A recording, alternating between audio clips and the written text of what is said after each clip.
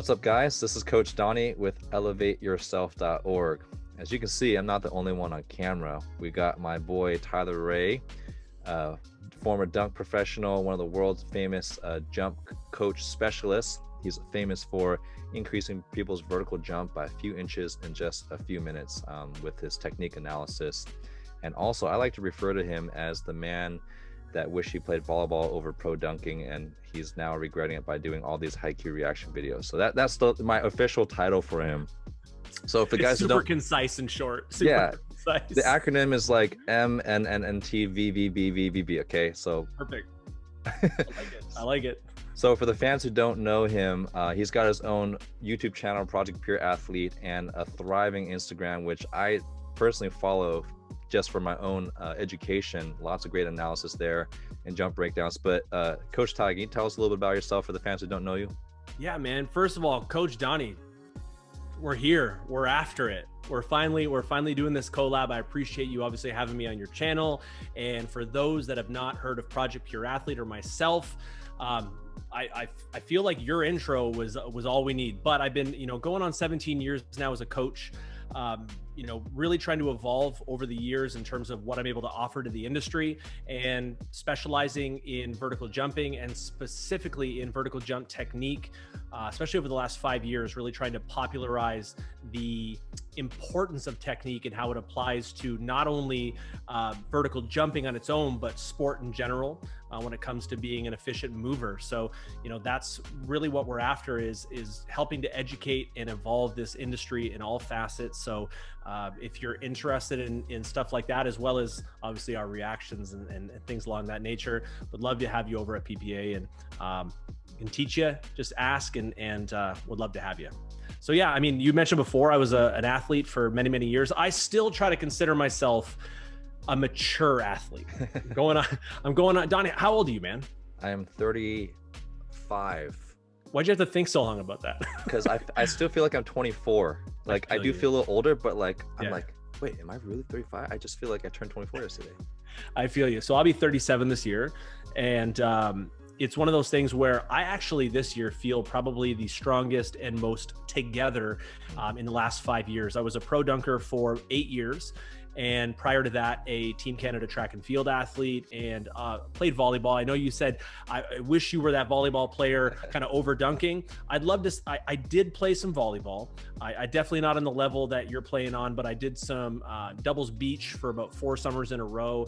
And anytime I'd meet people, they were like, man, I think you missed your calling. I think this is your sport. Being able to jump in my prime, I was officially tested in a volleyball combine at 47.5 inches, 11 foot 9.5 was my highest touch ever. Now, that being said, I'm certain I've jumped higher a couple times, but subtle flex. Is that off of 1 or 2? 2 feet? Off 2 feet, yeah. So it was an approach jump, and 1 foot, I was obviously a track and field. That was a multi-eventer, right? So I did pentathlon, indoor, decathlon, outside. So all the jumps off 1 foot. And I was a pretty good jumper off 1 foot, high jump in the realm of, I don't even know it in feet and inches. You Americans and your feet and inches, but that's right. 211 in meters for high jump, just over 7 meters long jump. And so a decent jumper all around. And I understand jumping. I think that's the most important thing is jumping is a part of who I am, and it really has been since I've been since conception. We'll just say it that way. My first word, I wish it was jump. It was ball, close enough. Dunking, jumping, it worked out. But either way, long-winded way of saying I'm really happy to be here, man. Awesome. It's super good to have you. And he's got a sick photo of him back in the day with sternum over the net, just probably ready to bounce a ball. So it's all angles, man.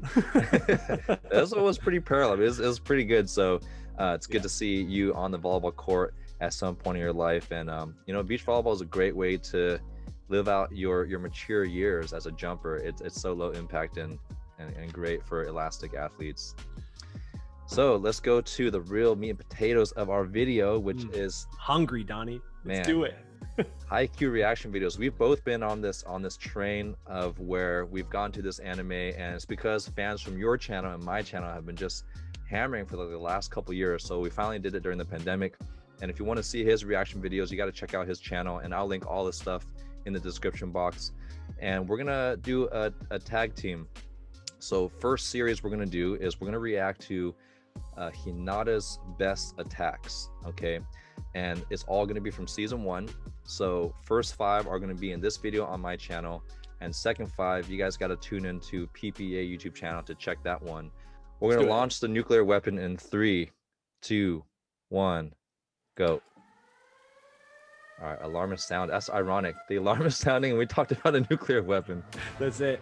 This is episode 1, I think, right? This is straight from the beginning. Yes. And for me, I think we should pause after every attack, and I want to talk about it if you do. Okay. Oh, yeah. That's good. Yeah, pause that up, man. Let's do that. Let's get after this. I just want to talk right away about, so, you know, you're further into the season than I am, and I'm still really learning a lot about the characters. But this was the moment for me when you got a real big insight into Hinata and what he's bringing to the table in terms of just raw passion and raw skill. And I think having that kind of flash that we saw there of his footwork, you could see some really nice behaviors built into this athlete. I relate to him, and I came into volleyball as a raw athlete, a jumper, and I learned the skills as I went. I really feel like that's what we learned about Hinata in this episode. Yeah, definitely. And just that raw jumping ability, and you've learned from later episodes that he supposedly developed his jumping ability from the hill that he has to bike every day. So just that natural, but you see those scenes where he's like biking home, but yeah, develop all that leg fast too. He's always biking like an absolute maniac. Yes. Yeah. That's awesome. And that's proof of how our body adapts to our environment. So as long as it's adapting to jump related things, I think it's pretty good. That's it. And I like in this one too, right? This is, I think, was it Kagayama was part of the block too. It's like you see defense imparted on Hinata like out of the gate. And over the next series of episodes I've watched, you're getting a lot of plays where Hinata's wide open because of how together him and Kagayama become and how synchronized they become. So it's in this beginning we see people are getting pieces of his attacks, and it's like there's still room for growth here. And I love that growth that we're seeing straight out of the gate. I want to give some comments on some of his volleyball / jumping footwork. If you notice, as the ball is on the way down from the trajectory, he's shuffling. And shuffling or stutter stepping or skipping is a great way to set the rhythm. And we see this a lot with pro dunkers too, to establish that rhythm. And the main purpose of that is to maintain stiffness. So when you're ready to go, you can push off. You don't want to start too relaxed because you have to stiffen, co-contract temporarily, and explode off. Right. One thing that's interesting, I'm curious to hear your thoughts on this. We're diving really deep in just that first jump. This is perfect though. We have 5 clips. Let's dive all the way in. So we're stuck. We're gonna get lost into the core of the earth, and then I don't know how we're gonna get out, but we will. So he has a narrower base. So as he's jumping, right, he has a narrower base where most athletes, their base has to be wider than shoulder width, but his is shoulder width. And I see that with highly elastic athletes. Poloteev from Russia, I don't know if you've seen him, the lefty, he skips off the floor. So curious what your thoughts are. Is that something we should train, or is that the base? Like if you have Hinata, would you say get your base a little wider, or would you just stick with it and improve that?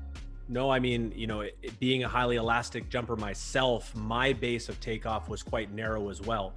And this type of athlete is bringing in a great deal of speed. So what's happening here essentially is the distance that block foot is applying from the hip correlates largely to the depth or center, or how low the center of mass is through that penultimate stride. So even if you were to stand up on the spot right now and sink into a half decently deep plant foot, sink down, and you extend your block foot out, you'd notice that it would extend a fair ways out with having that kind of soft knee.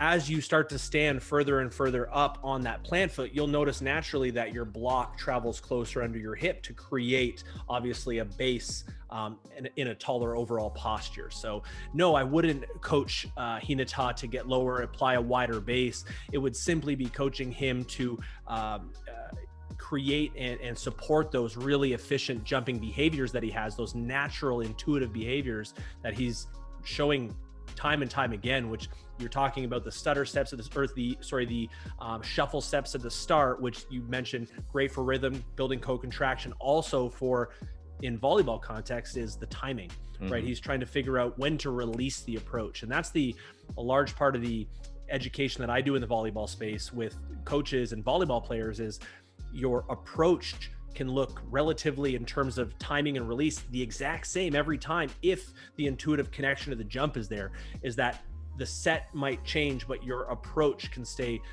rhythmically the same. Yes, rhythm, perfect. That's it. And that's what Hinata's doing, shuffling into rhythm. You'll see a lot of the great middles where their timing is going to be different every time, but they're always going to be shuffling to that point versus just running there. And then we'll arm the nuclear warhead again. All right, ready? 3, 2, 1, go. Okay. Here we go. Yes. All the decision Sherlock Holmes moment. That's right. Setter thinking. Love it. So he's trying to time his set with Hinata, because Hinata's just trusting him. Oh yeah. Oh, and that's like, you can see everybody's head turns, right? Let's stop right here. And it's funny, you know, I'm not gonna lie, I never thought that I would have an anime make me like want to stand up out of my seat. I didn't expect it, and these moments here are a perfect example of that. But I'll make a comment, and I think I made this in my own reaction, but it's like the length of his approach. He's running for a long ass time. Where is he coming from? Where is he coming from? Outside the door. I love the Sherlock Holmes kind of processing moment that we see, right? As with the setter. Now, you know, from a volleyball standpoint, I've never been a setter, but I have to imagine that it's similar to a quarterback in football. Is there's a lot of processing for the entirety of the team that's happening there. They're not only setting up an attack, what they're doing is they're trying to create the rhythm for the entire play. And, you know, Coach Donny, you'd be able to dive further into this. Like what's going on in Kagayama's mind there, aside from obviously hitting his target? So as a setter, there's so many factors beyond just finishing toward an accurate set. The first one is you got to look at where your hitters are approaching from. And a lot of the great setters, especially at the professional level, once they get their feet set, they already know the ball's coming to them. They look left to see where the hitters are, and eventually they look right to see where the blocker is. Okay, so that's your first mechanism, is look at where the approach is. Because if they're approaching a little inside, you got to let the ball hang inside a little bit. If they're already out beyond the court, then you want to push it to the pin. Second one is you want to listen to the sound of their steps. And this is why I always encourage hitters to call the set, because setters, they can obviously only look at where they're looking, right, where the eyes are facing. They can't see behind them. They sometimes can't see to the side of them. So they have to listen to your footsteps. But when you call for the set, they can gauge distance based on that. So I think that's another thing that Kagayama is probably listening for. And then the final moment is setting at the moment, like the point in space where you actually see that. Right. But there's so many things that lead up to that point. And sometimes as players and coaches, we focus only on how can we get that point better, that accuracy, versus developing the skills that lead up to that. So that's what I'm assuming that Kagayama's thinking about. It's really that spatial awareness too, right? You're mentioning that those great setters can plant their feet. They can still look around and still have that confidence and that intuitive nature to them, where they know that once they have that tactile feedback of the ball in their fingertips, that they don't need to stare at it, right? They're looking toward passing to where their attacker is going to be. Sorry, I punched my microphone there, but you're going to send that ball to where your attacker is going to be. And he's got an uncanny ability to be able to place the ball where Hinata, in this case, being a unique attacker, right? As a shorter attacker, as a much faster, elastic athlete, his timing has to be spot on. Yeah. All right, ready for clip number 3? I agree. Great moment. 3, ready. 2, 1, go. I love these slow motion moments. This is exactly what it feels like when you're on the court, when you're like increased self-awareness. Oh, dang. Yeah, let's talk about that. There we go. Your initial thoughts. All right. So that was kind of like a laterally drifting jump, which you do see at volleyball, very rarely at high school. So actually, what's funny is I just had a private volleyball lesson and we just worked on this today. And the most important way to teach someone how to drift explosively and safely is you got to make sure you still open up, have your feet at least 30 to 45 degrees to the right as a right-handed hitter. Sure. Because then you're pre-positioning your torso to rotate for power. And a lot of people Right. make the mistake of having their torso face wherever they're approaching. So if you're going at an inside out angle and you're already facing that way, the ball's going to come in your ear, or you're going to have to do excessive internal rotation of the shoulder, which is really bad for your shoulder. So Hinata, I didn't get to see. Let me go back. I'm just curious what angle his torso is. Yeah, so it's definitely a very diving posture through that penultimate. I love to be able to see more footwork. You get to see kind of the trunk angle. It would make sense that with that amount of speed and the urgency behind that approach, that there would be more of a dive through that approach. However, looking at the angle through the penultimate and then knowing the play that was made, as much as I'd love to give credit to the animators and giving realism behind this, I think that the torso angle through that penultimate stride is a bit excessive for how that play is actually completed, simply based on the fact that he would, like you're mentioning, have to be able to rotate to close on that net. And I feel like that puts him in a really precarious position to have to correct and recover that torso on takeoff. So that's just my own jump specific analysis of that. So how would you teach somebody to, I'm sure you've experienced this with dunking, how would you safely teach someone to jump laterally in terms of torso angles? Yeah, I mean, a lot of our lateral jumping movements in dunking are going to be through either rotational dunks, elements of 360s, 540s, where we're actually taking off and not only covering obviously vertical real estate, but there's a lot of horizontal real estate in that rotational takeoff. So you can do a fairly similar penultimate stride torso angle organization on a drift. But what you're going to do is you can delay the application of that block foot just slightly to allow that center of mass to pass through that plant foot, so that when you apply the block, you're using your active acceleration to cover distance. You're also managing a more upright posture, which allows you to stay a little bit more plugged into the action around you. And that's the problem that I see with excessive diving. When we talk about excessive diving, we're talking about that torso position through that big exaggerated stride being really far forward, right? We bring the center of mass really far forward.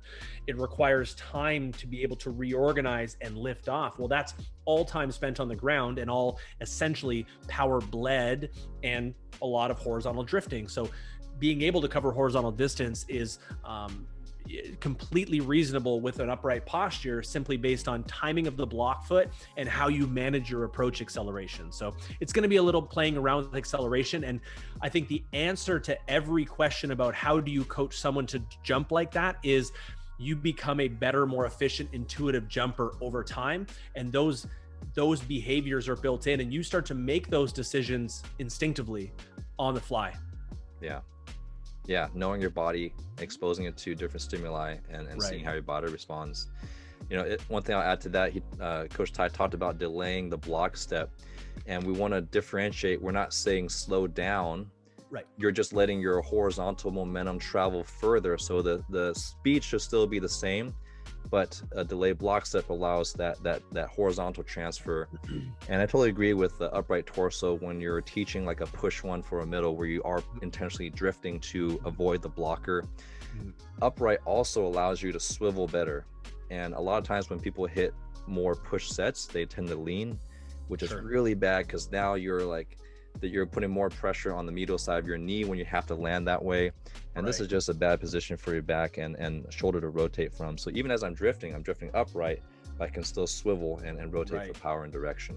Yeah, I think you're limiting excessive energy expenditure as well, which is really nice from an efficiency standpoint. So a lot of great points, man. This is a quick snippet into the minds of Coach Donny, Coach Ty here.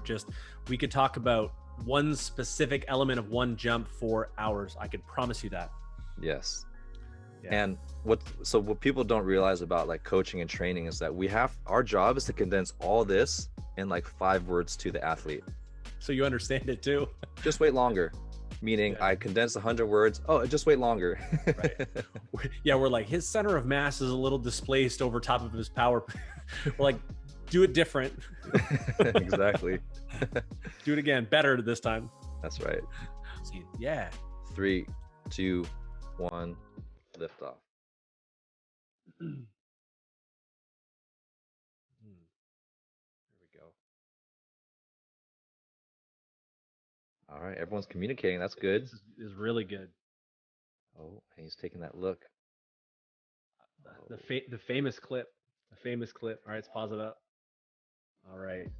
This, if I'm not mistaken, is when we really start to see the beginning of these two characters gelling, and that timing and that kind of that connected element we start to see more prevalently in these characters. So I love, so that was a was that a back quick or a back shoot? I can't remember there. It was a back shoot, so I think he was probably like 1.5 meters away from him.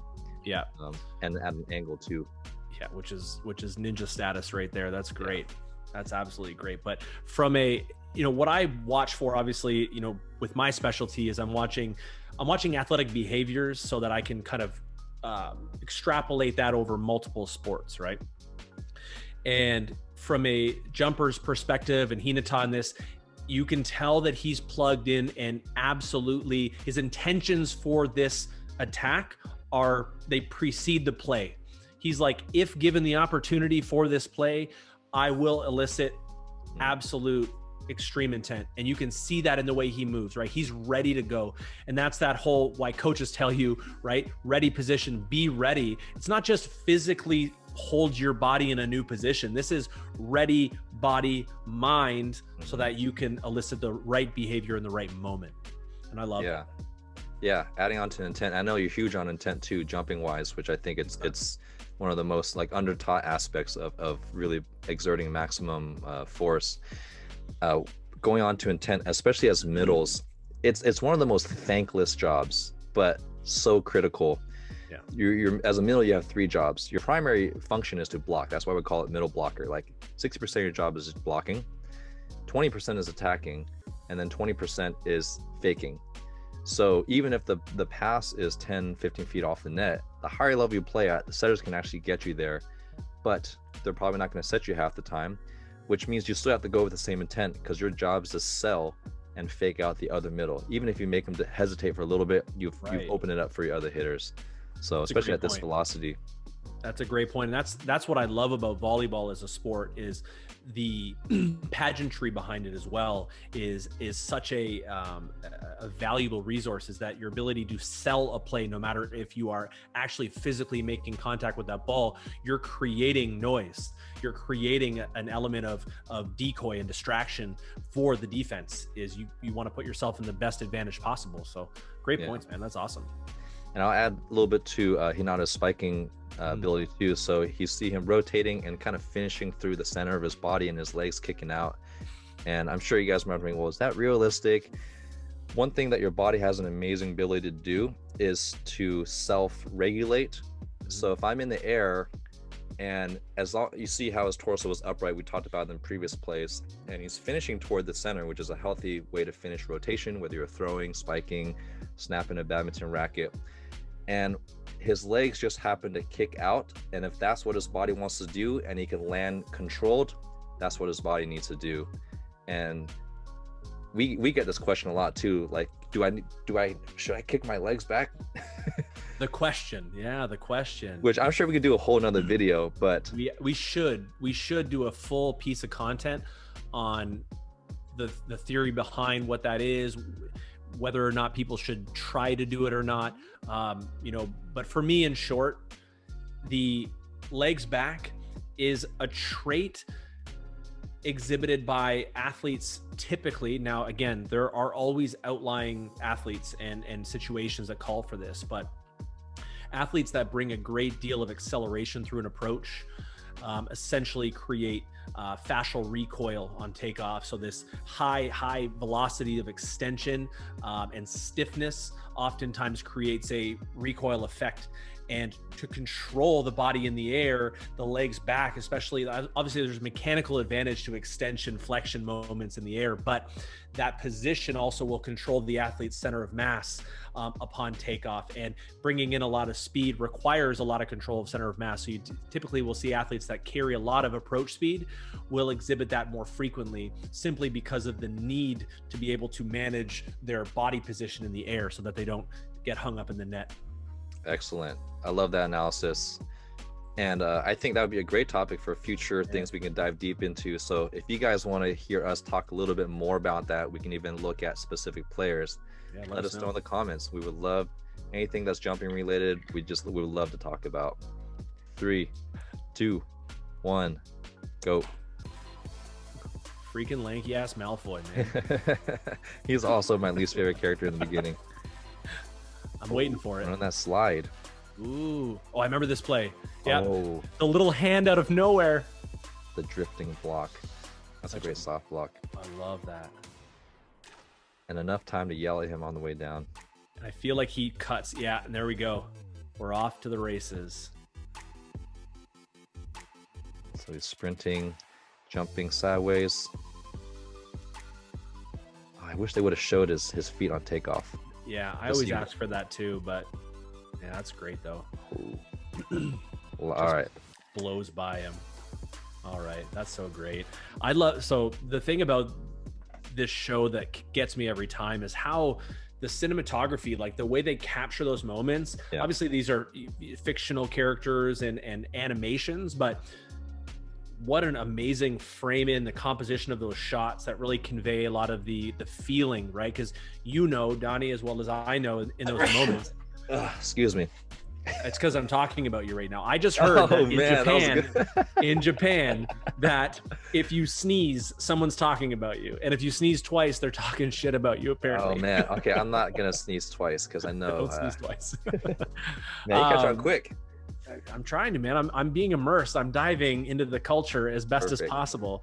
But yeah, it's one. I think I was mentioning the conveying of the emotion and the behaviors. Like I do in those moments, how that feels, and it's happening in slow motion in the anime, and it's almost like you can find those moments in your recall of memory and relate it and be like, that's exactly what you feel. And you have that rush of energy surges through your body when you're set up just perfectly to crush a ball. Yeah. I call that like being in the moment. And I know that sounds really generic, but when this is deep diving into some life stuff, when the past or the future doesn't matter, because you've done everything perfect in that moment to experience this like incredible joy of presence. Like I know exactly what I'm doing. That's another thing I love about Haikyuu is that he's doing these slow motion things that might seem fantastical, but if you're a competitive athlete, you've been there before. You've had that moment where you're like, oh, I can see that happening. I can see the spin of the ball. It is. Oh, easy one arm dig. Doesn't happen very often, but it's the moment where all the stars align. You've done everything perfect. You don't think about what's happening before. You don't think what's going to happen. You're in the moment. Right. And he's capturing these moments so well. And I think that's relatable too, because that doesn't just happen in sports. It happens with art and music. And it's like a special gift that we get to experience being in the moment and being present. And it relates to intent. It relates to everything else. But we're actually all trying to build our focus enough to elicit those moments where our technique's great, our timing's great, and then we can really experience that moment. It's like the zone, right? It's like you're in that moment. And I think that's, I don't know if there's a technical term for it, but at the end of the day, it's being in the zone, being in the moment, being present. I love that you used all the stars align. It's like I used to describe those moments when I jumped my highest or I felt that the earth, the sun, and the moon, that's right, all are in perfect alignment. I'm a big believer on energy and really what you create for yourself in terms of environment, right? I think at the end of the day, intent is really the environment you're creating for yourself. And if you're not creating the right environment, then at the end of the day, you're leaving a lot of cards on the table. So absolutely. Yeah, absolutely. It's a perfect example of someone that's in the zone. Yeah. let's talk a little bit about their volleyball technique. So I'm assuming by the angle of his legs, we couldn't see his feet. He probably jumped off of 1 foot. Like In my experience with volleyball players, it's very rare to have an athlete that is really explosive in both. I'm sure you can talk a lot about the 1 foot jumping. I'll just talk a little bit about some of his hitting mechanics. As a right-hander hitting on the right side, whether you're hitting a slide or hitting a 5 or a D ball, it's really important that we have our torso facing the net, because if this is the sideline, there's no reason for me to open up anymore because I'm not going to hit to my right. There's no line, yeah. And also you're covering your peripheral where I can't see the ball. So waist facing the net to pre-position for power, and then open up my shoulder for additional elastic momentum or potential energy here. So you will see hitters open up, but if you look at where their waist is facing, it's that like a recoil where I'm tensing here, but I'm opening up here. And so you'll see his Hina's ability to really just let it cross his shoulder and then just crank it. But he's starting in that closed position where he's facing the net. And once again, this is only for right-handed hitters on the right side of the net.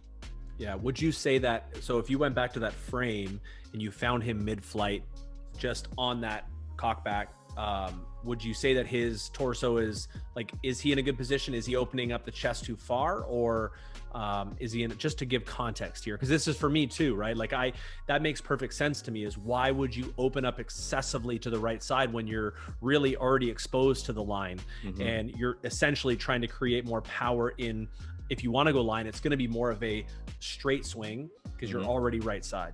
Yeah. So is he in a good position here in your opinion? Yeah, so there is a little bit of give. So I'm not saying we want our waist and you can't open up anymore. Right. The degree would probably be, if I had to estimate, would probably be like 0 to 30 degrees here. Anything beyond that, you're losing range, and then you're increasing the distance for which you have to close to the ball. If you're hitting on the left side, it makes sense because the ball is already there. So even though I'm opening up 90 degrees, I only need about like 60 to 70 degrees to close to the ball because it's coming at my hitting shoulder. Right. So here, Hina is actually opening up right amount to elicit a lot of power, like potential power, but not so much to where he's sacrificing his angles.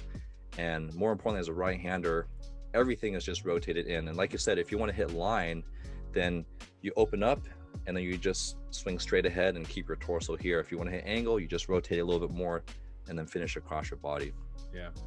Yeah, at the end of the day, you know, the jumping mechanics here, it's hard to speak on. You can really get a handle for the behaviors, right? There's a lot of speed. So as an elastic 1 foot jumper, really what we're looking at is trying not to allow that block or that takeoff foot. So in 1 foot, the foot you take off of is called your block foot. Block foot essentially means a braking mechanism or a redirection of momentum. And in 1 foot, you only have 1 foot to take off of, right? So you lower that center of mass just prior into your penultimate step. You have a transitionary step or a small push into your block, and then you're able to redirect your momentum upward. So in this case here, what he's going to want to avoid, I couldn't see, he does a pretty good job here. He's covering enough distance. He's not going to want to get that block foot too far out in front of his hip to create any excessive braking forces. He's going to want to be able to transition through the block quickly just to redirect with that elastic potential and then carry that speed. And you're seeing that the speed is carried smooth and effortlessly through takeoff and toe off into the attack. So it's nice. I'd love to see a 1 foot takeoff in this show, but they tend to focus largely on the athlete's torso and head. So either way, a real nice finish, and it's a good feeling. At the end of the day, like personally, I feel jumping when I watch something and I'm able to give quick feedback. I feel the behaviors of the jump, and it gives me a lot of insight into what's happening from start to finish. Yeah, definitely. Great tips on the 1 foot jumps, especially for the middles that like to run slides. I mean, it's work on both. And even if you are a 2 foot jumper only, build that athletic ability. Learn how to jump off of 1 foot or 2 feet.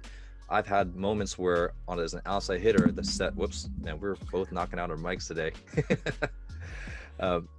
There's been instances where the set was way too inside, and I just had to rush there and jump off of 1 foot and drift into the inside set. Right. So there are moments, but more importantly, it just makes you more athletic overall. I completely agree with that, and it's something that when you create more opportunities for you to explore these new skills, it just ties in more skills and more connections, and it makes you a better athlete. And at the end of the day, I say this all the time: better athletes make better jumpers. Yes, absolutely.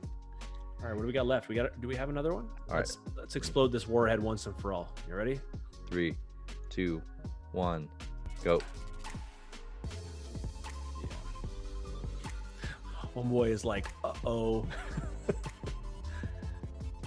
I've been there before. Like, Yeah, oh, you get sat on your heels and you're like, I'm done. I'm gonna get blown up or not touch this ball. Yeah, there we go. That reminds me of a quick little side story. But so I played beach, obviously, for a handful of years. Now, the university I went to, my fourth year, actually my fifth year, it should be my teacher's college year. I actually tried out and made the volleyball team and ended up having to step aside just for track season. It was the way it was, trying to play a double sport. But our setter, who's a good buddy of mine, we call him Junior, kind of shorter Filipino guy, super talented athlete. And we played beach against his squad in the summer, and he liked to talk. Super nice guy, but he loved to talk. I feel like you're like that, Donny. I feel like you are the nicest guy, but maybe on the court you got a little bit of a mouth. I don't know. Yeah, in college, I definitely had to compensate somehow for being 5'10". I had a huge chip on my shoulder. Yeah. There we go. So Junior was talking a little bit of trash, and I exclusively blocked all game, every match. My partner was much better defensively than I was, so I played net almost exclusively. So I was always communicating with Junior, and he kind of popped over a first ball. He just shanked that serve receive, came over to our side, and I remember saying expletive. It was like, you effed up, and I said it out loud. And you effed up, because I felt it, right? So I backed off the net. I gave a real nice dime to my partner Greg, and he gave me a meter on the right side, and I skied. It was a perfect pack of sand too. If you play beach, you know that when you walk into a court, you kind of want the sand that's either just been rained on, number one, or it just has a really thin grain, so it compresses really tightly. And I took off, and this is in the prime of my jumping career, so I'm fairly high in the air, and I swing and follow through, and no word of a lie, before Junior could even put his hands up to pop the ball up, I hit him in the chest and knocked him back. And he's darker skin, right? He's been in the sun, and you Filipino boys out there, you know that skin gets nice and golden. And no word of a lie, he goes, T-Ray, look at this. And he walks up to the net, and you could read M-I and the start of the K imprinted on his chest. And he's catching his breath, and he's like, I effed up. Oh man. I effed up. It was a great, that stays right in my mind, man. That's a fresh story. I wish we had animators, because watching Haikyuu has elicited so many like high school memories of volleyball. Yes. And I wish we had animators that can just capture those moments, right? Because that's a great story right there. I would love to watch the animation. Watch the video to it, right? Yeah. We could do the sketch videos, you know, the ones where they sketch out and they go to the next scene and they keep sketching. We do a sketch video on that. Junior, I'm sorry to throw you under the bus, brother. Either way, this is a great format, man. It's a lot of fun. Yeah. And I think we just like to nerd out on volleyball and training. And if you're a nerd like us, you got to share the video. You got to share it with other nerds, and share and comment. Yeah. And make sure you hit both of our channels, because part 2 is going to be released on Tyler's channel, and we'll give you notifications through our Instagram and through our community posts. But you know, this is something that we were going to do for the long term, lots of projects together. All right, well, this was super fun, Tyler, and always fun chatting with you. And I think we would probably do this stuff even without a camera, so it's nice that we have a camera to share with you guys. It's nice. So yeah, it is nice, man. I appreciate you having me as always. Elevate Yourself community, thank you for accepting me for this short period of time, or maybe not. I don't know. Maybe the comments are just full of trash. Like, who is this guy? Regardless, you leave a comment, you're helping the algorithm, you're helping Donny out. So we appreciate it. And if you obviously want to check out my reactions, come on over. A lot of great content as well, as Coach Donny would vouch for. I also I react to other things too. You know, I do some athlete videos here and there, top videos and things like that. Try to give my context to it. I just have fun. YouTube's an outlet for me to have fun and educate in a different way. Yeah. Enough of this COVID stuff, man. I'm done with this. Let's get this out. Everybody be healthy, take care, because Donny and I want to meet up. We want to get in person and just get some work done. That's right. And if you guys see Tyler's gym video tour, make sure you guys check that out. I was super inspired because I would love to open up a facility one day, hopefully in a couple years, but just seeing someone like Tyler be able to live out his dream, just having his own facility and people to come train at his place. Can't wait to visit that someday. You're more than welcome. And when we're building out our new spot this year, there's going to be an extra room or two, and we got Airbnbs right in the lake. So we're right in the lake, Donny, and there's beach volleyball courts right down the road, brother. We're going to have to, we'll partner up. I'm not playing against you. We're partnering up. We're partnering up. I'll set you that brother, because you're probably still skying high. I'm trying, man. I'm a little heavier than I used to be, but we get this old heavy ass in the air eventually. Sounds good. Yeah, man. All right, good chatting, and stay tuned for part 2.